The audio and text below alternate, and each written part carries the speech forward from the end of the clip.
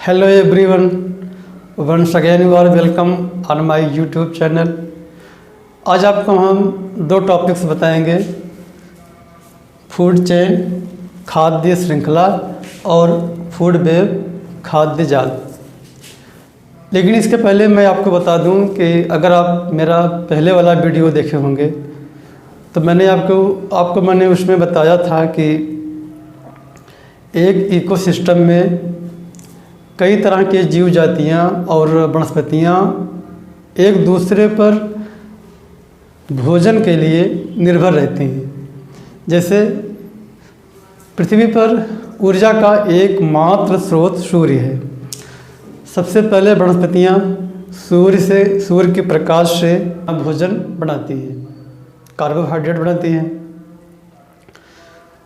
और वनस्पतियों पर शाकाहारी एनिमल्स सर्वाइव करते हैं, जिंदा रहते हैं, जिसको हम प्राथमिक उपभोक्ता कहते हैं, जिसमें गाय, भैंस, भेड़, बकरियां ये सब आती हैं। और प्राथमिक उपभोक्ता पर निर्भर होते हैं द्वितीयक उपभोक्ता, जिसमें उल्फ आता है और कई तरह के एनिमल्स आते हैं। इस तरह से द्वितीयक उपभोक्ता पर निर्भर होते हैं तृतीयक उपभोक्ता। तो इस तरह से इकोसिस्टम में एक कड़ी बन जाती है, एक श्रृंखला बन जाती है प्राणियों की, वनस्पतियों की। इसी श्रृंखला को हम कहते हैं खाद्य श्रृंखला या फूड चेन। और ये खाद्य श्रृंखला दो तरह की होती है, ग्रेजिंग फूड चेन और डेट्रिटस फूड चेन। ग्रेज से बना है ग्रेजिंग। ग्रेज का मतलब होता है चरना। जब खाद्य श्रृंखला की शुरुआत चरने से होती है, जैसे घास है, वनस्पतियाँ हैं, गाय, भैंस, भेड़, बकरियाँ घास चरती हैं। गाय को कुत्ता खाता है, कुत्ते को गिद्ध खा लेता है। इस तरह से यह एक श्रृंखला बन रही है, खाद्य श्रृंखला बन रही है। इसमें शुरुआत हो रही है वनस्पतियों से, घास से हो रही है। तो इस खाद्य श्रृंखला को हम कहेंगे ग्रेजिंग फूड चेन। और जस्ट इसका उल्टा होता है डेट्रिटस में। जब खाद्य श्रृंखला की शुरुआत होती है सड़े गले पदार्थ से, जैसे केचुआ अर्थवर्म है। केचुआ मिट्टी खाता है। मिट्टी क्या है? मिट्टी में सड़े गले पदार्थ मिले होते हैं।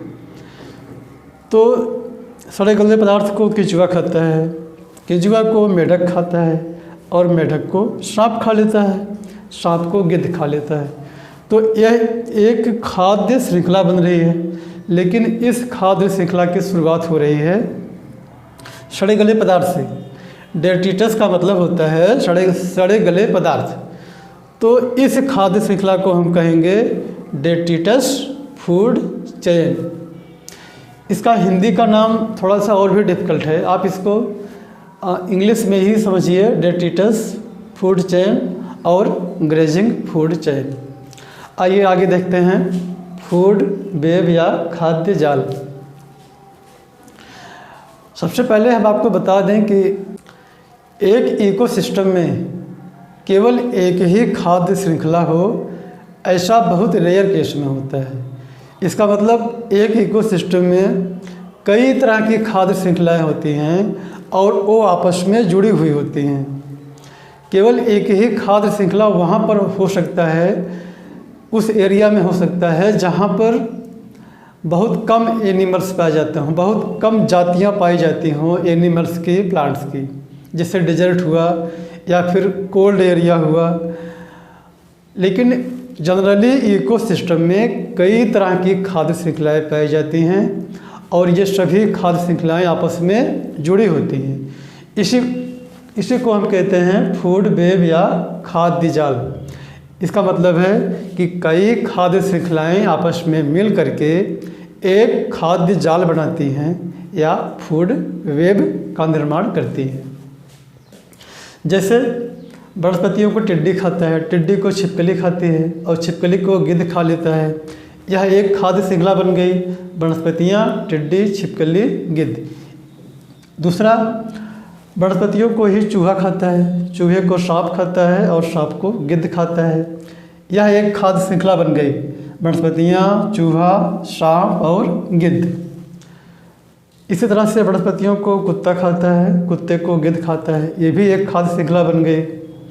इसी तरह से वनस्पतियों को गाय भैंस खाती हैं, गाय भैंस को कुत्ता खाता है, कुत्ते को गिद्ध खा लेता है, या फिर गिद्ध गाय भैंस भेड़ बकरी को भी खा लेता है।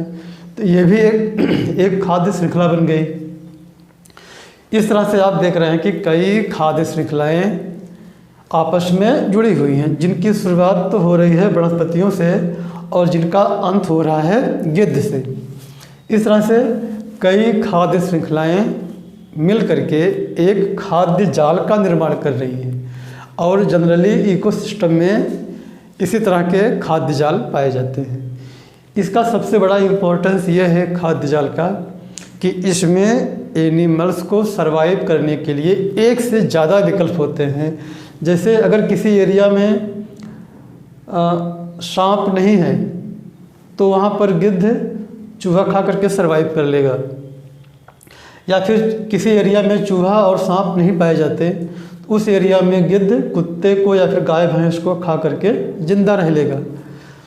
और किसी एरिया में अगर गाय भैंस नहीं है तो वहाँ पर कुत्ता केवल वनस्पतियों को खा करके जिंदा रह लेगा। इसी तरह से इकोसिस्टम में एक जीव जाति को सरवाइव करने के लिए, जिंदा रहने के लिए एक से ज़्यादा विकल्प होते हैं। ये इम्पोर्टेंस है इकोसिस्टम का। और मैंने आपको बताया कि इकोसिस्टम में इसी तरह से खाद्य जाल या फूड वेब होते हैं और केवल एक ही खाद्य श्रृंखला हो या केवल रेयर केस में होता है, किसी विशेष एरिया में हो सकता है। तो बहुत बेसिक सा कॉन्सेप्ट है। मुझे उम्मीद है कि आप खाद्य श्रृंखला और खाद्य जाल को समझ गए होंगे।